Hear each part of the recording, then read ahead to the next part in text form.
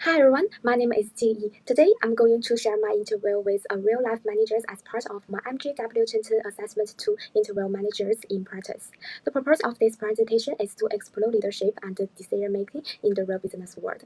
I wanted to understand how managers lead teams, make tough decisions, and apply management theories in real situations. Through this interview, I get a lot of practice insights. I'm excited to share them with you today, so let's start. Firstly, I'd like to introduce Guojia. She began her career after earning a bachelor's degree in computer science. She is currently Director General of the Employment Promotion Agency with over 10 years of experience, has built strong partnerships and introducts across China. It has organized more than 280 national jobs fairs and calls over 36 sources.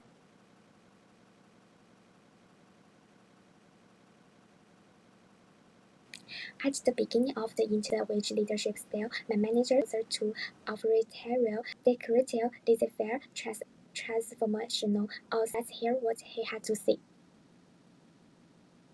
这个问题是它是辩证的。你比如说，在某一些问题上我就是专制的，比如说我认为公司发展战略，那可能我认为员工的视角、员工的视野和眼界是达不到我现在的水平和标准的。所以说，在公司发展战略上，那我通常会定一个我们的发展战略。那在这些发展战略等等的一些问题上，我认为是专制的。那么跟员工有关的一些问题，需要员工参与进来的时候，这个时候我是民主的啊。然后那么放任呢，我认为我是时而放任的。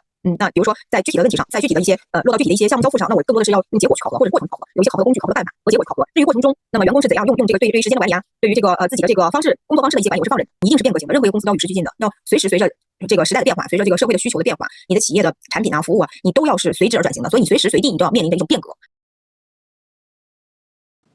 When I asked Miss School about her leadership styles, she says that leadership is not fixed but dynamic. She believes that in today's world, change is constant.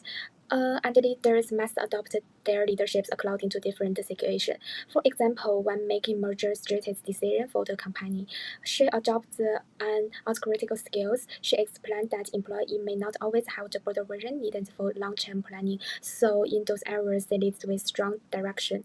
However, when decisions involve employees such as the internal processes, she shifts to a democratical style, including participation and team input. For day-to-day project execution, she allows more freedom. This reflects a laissez-faire approach, where she says performance exploitation but lets team members manage their time and tasks independently. Although Ms. Guo describes her leadership style as flexible, this flexibility is not just a personal preference. It's shaped by real-world challenges. For example, when making company strategy, she uses an autocratic style because fast decisions are needed. When dealing with the employee matters, I prefers democratical styles to involve the team. In daily work, she trusts her team and uses a more laissez-faire approach. These traits show her strong ability to adjust her leadership based on different situations. In part 2, my manager and I had a discussion about whether we really more the systematic thinking and intuitive thinking in decision making. So, see what my manager had to say. 一个产品，那我肯定可能会要去了解，要先去调查这个员工了解的一些信息，然后呢，以方便我最终去做这个公司的一些决策。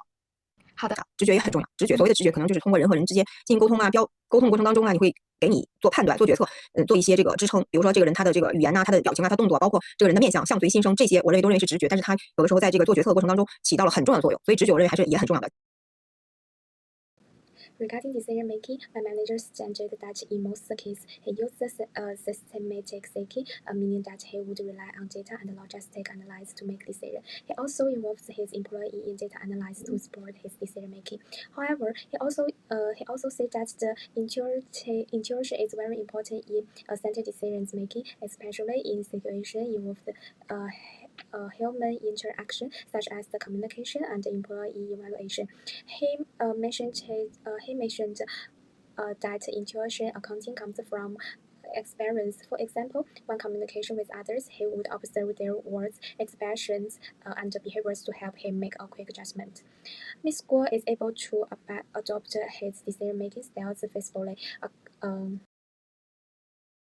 Reflection on the two decision making with mentioned on the provides page summarized the switching of the manager's way of the thinking in different contexts. One faced with the structured rules test, the managers tend to use system two thinking, which is slow, thoughtful, analyze with an on large and data, and when faced with the complex situations such as pressure, time constraints, or personal decision, he used the system one thinking, which relies on intuition and express to react quickly. The alternating use of the two states of thinking relies this manager's high degree of the judgment. In this part, the manager told me about the hardest decision she made in the workplace, and it also touched me a lot to see the hard edge of people working after success. Listen to what he said. 我认为，最艰难的一次决策应该就是我从一个职业经理人变成一个老板，我从一个打工者变成一个创业者，这个是一个非常难的一个决策，但是我走出来了，啊。The manager shared that the touch decision was shifted from the professional manager to an entrepreneur. Although the entrepreneurship is the trait, he faced the challenges due to his age, as she was over 40. She didn't want to lose competitiveness in this job market and also wanted to follow his own ideas and goals. In the end, he chose to start his own business, a decision based on both rational thinking and personal intuition. So now it's reflective time. Through this interview, I begin to think about my leadership potential in the future. I hope to be able to make decisions more calmly and systematically when facing the pressure and the challenge. Overall, this interview not only gave me give more realistic understanding of leadership behaviors in the workplace, but also inspired me to think about the direction of my personal growth.